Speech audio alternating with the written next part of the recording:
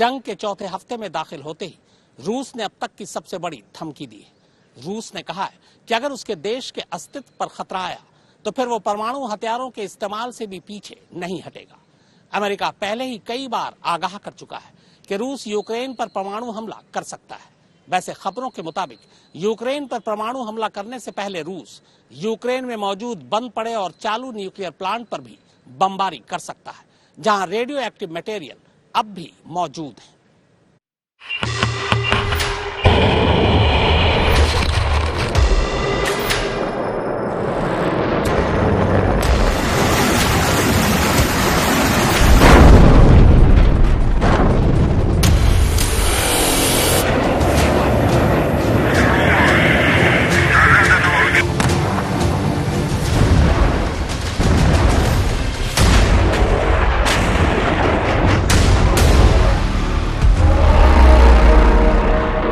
बस दुनिया यही नहीं चाहती थी कि नौबत यहां तक आए, मगर लगता है कि ये नौबत यहां तक आने ही वाली है, क्योंकि एक तरफ अमेरिका और यूरोपियन देश रूस पर जंग की आड़ में नकेल कसते जा रहे हैं, तो वहीं दूसरी तरफ रूस भी झुकेगा नहीं वाले अंदाज में हमले तेज करता जा रहा है।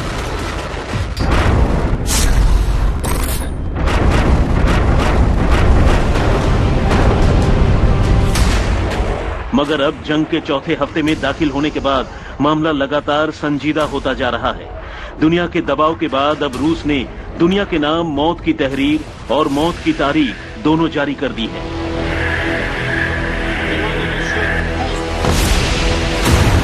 एक अमेरिकी टीवी चैनल को दिए गए इंटरव्यू के दौरान क्रेमलिन के प्रवक्ता दिमित्री पेस्कोव ने कहा कि अगर हमारे ऊपर आंच आई तो हम परमाणु हमला करने से भी नहीं चूकेंगे।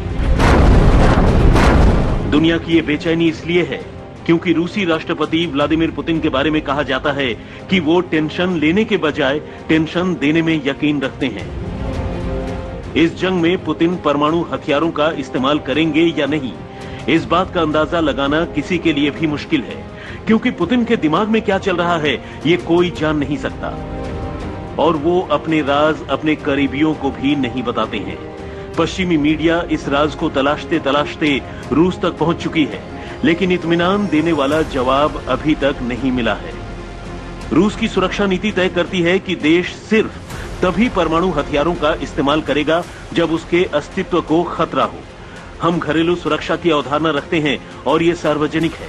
आप परमाणु हथियारों के इस्तेमाल के सभी कारणों को पढ़ सकते हैं।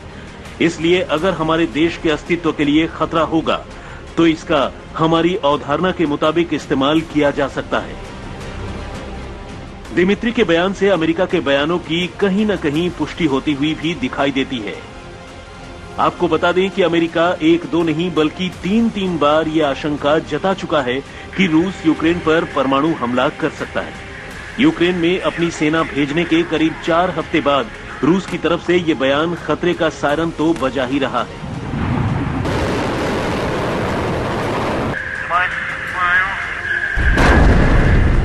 कायदे से देखें तो रूसी राष्ट्रपति व्लादिमीर पुतिन लगातार परमाणु युद्ध की तरफ बढ़ने के इशारे दे रहे हैं। ये दावा इसलिए किया जा रहा है क्योंकि पुतिन ने अपनी सेना को न्यूक्लियर वॉर ड्रिल के अभ्यास के लिए आदेश दे दिया है।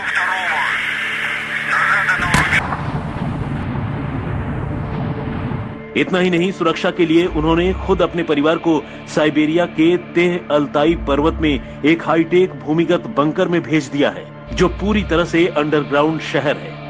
वहीं परमाणु ड्रिल की रिपोर्ट ने रूस के प्रेसिडेंट ऑफिस क्रेमलिन के अधिकारियों को झकझोर कर रख दिया है। अधिकारी सकते में हैं कि पुतिन के इस फैसले का अंजाम कितना भयानक हो सकता है।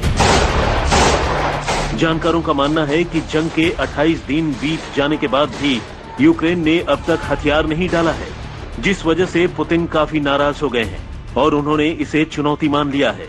पुतिन ये सोच रहे हैं कि एक छोटा सा देश उन्हें चुनौती कैसे दे सकता है, जबकि रूस के पास तमाम हाईटेक हथियार और लंबी चौड़ी सेना है। दावों के मुताबिक क्रेमलिन के करीबियों को खुद पुतिन ने ये इत्तला दे दी है कि वो न्यूक्लियर वॉर की तैयारियों में हिस्सा लेंगे।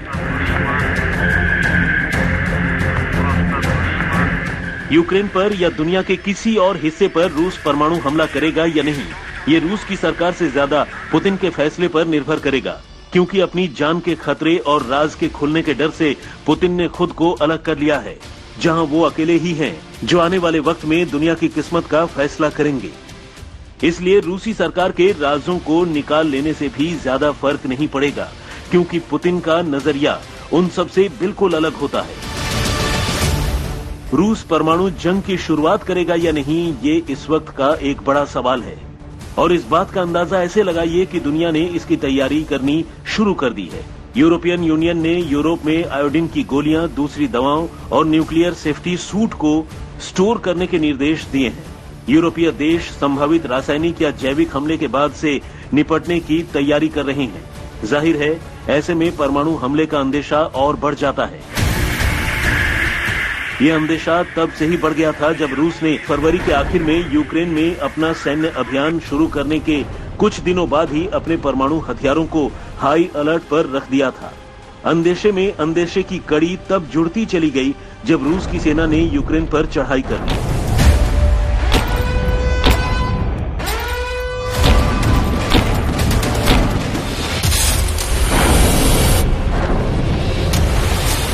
मार्च की शुरुआत में ही यूक्रेन के ज़पोरिज़िया न्यूक्लियर प्लांट पर रूसी सेना ने कब्जा कर लिया। कब्जे के दौरान प्लांट में लगी आग को बुझा लिया गया। इसके कुछ दिनों बाद रूसी सेना ने चेर्नोबिल परमाणु स्टेशन को भी घेर लिया। इसके बाद यूक्रेन के सरकारी न्यूक्लियर डिपार्टमेंट एनर्गोएटम ने चिंता जाहिर करते हुए कहा कि हमले के बाद चेर्नोबिल परमाणु क्षेत्र में फायर फाइटिंग और निगरानी न होने की वजह से प्लांट के आसपास के जंगलों में 30 किलोमीटर के जोन में रेडिएशन लेवल की निगरानी नहीं हो पा रही है, जिससे एक्सक्लूजन जोन में रेडिएशन की मौजूदा हालत पर कोई जानकारी नहीं है, जिसकी वजह से खतरों से निपटना मुश्किल हो सकता है। इतना ही नहीं, रूस के कब्जे और रूसी सेना की मौजूदगी के बाद भी पहले तो यूक्रेन के कर्मचारी चेर्नोबिल प्लांट में काम कर रहे थे, मगर बाद में अचानक न्यूक्लियर प्लांट पर तैनात 50 कर्मचारियों को बदल दिया गया। जानकार लगातार इस बात को लेकर चिंता जता रहे थे कि कर्मचारियों से पिछले कई हफ्तों से बिना ब्रेक के काम करवाया जा रहा है, जिसके चलते वो बुरी तरह से थक चुके हैं और निष्क्रिय प्लांट की सुरक्षा खतरे में पड़ गई है। हालांकि चेर्नोबिल प्लांट का मैनेजमेंट संभालने वाले अधिकारियों ने ये नहीं बताया कि कर्मचारियों को छुट्टी देने और उनकी जगह नए लोगों को तैनात करने पर सहमति कैसे बनी। इससे पहले भी खबरें आ चुकी हैं कि रूस चेर्नोबिल न्यूक्लियर सेंटर में डर्टी बम बनाने की कोशिशों में जुटा है। ऐसे में परमाणु हमले को लेकर पुतिन के प्लान के खौफ के मद्देनजर संयुक्त राष्ट्र सुरक्षा परिषद यानी यूएनएससी और इंटरनेशनल एटॉमिक एनर्जी एजेंसी यानी IAEA अपनी नजर बनाए हुए हैं। असल में जंग के बीच यूक्रेन शुरू से ही सबसे ज्यादा परमाणु हमले के खतरे के बीच रहा है। सोवियत संघ के दौर में यूक्रेन का पूरा इलाका ही परमाणु टेक्नोलॉजी के लिहाज से काफी डेवलप हो चुका था और इसी वजह से इसे सोवियत का न्यूक्लियर कैपिटल भी कहा जाता था। सोवियत संघ ने यूक्रेन में 50 से ज्यादा परमाणु बिजली केंद्र और रिसर्च सेंटर बनाए, लेकिन सोवियत संघ की टूट के बाद परमाणु हथियार रूस के हिस्से में आए और परमाणु ऊर्जा केंद्र यूक्रेन में ही रह गए। तब से लेकर अब तक कई केंद्र बंद भी हो चुके हैं, लेकिन इसके बावजूद यूक्रेन में अब भी परमाणु संयंत्रों की तादाद अच्छी खासी है। सबसे गौर करने वाली बात यह है कि यूक्रेन में फिलहाल जो 15 परमाणु केंद्र चालू हालत में हैं, उनमें सबसे ज्यादा 6 ज़पोरिज़िया में ही हैं। एक और खतरनाक बात यह है कि यूक्रेन में चेर्नोबिल समेत दूसरे कई ऐसे परमाणु ठिकाने हैं जहां अब भी रेडियो एक्टिव मटेरियल मौजूद है। ऐसे में अगर ऐसे किसी भी ठिकाने पर बमबारी या धमाका होता है तो ये कभी भी खौफनाक शक्ल अख्तियार कर सकता है। वैसे भी बात सिर्फ ज़पोरिज़िया की नहीं है।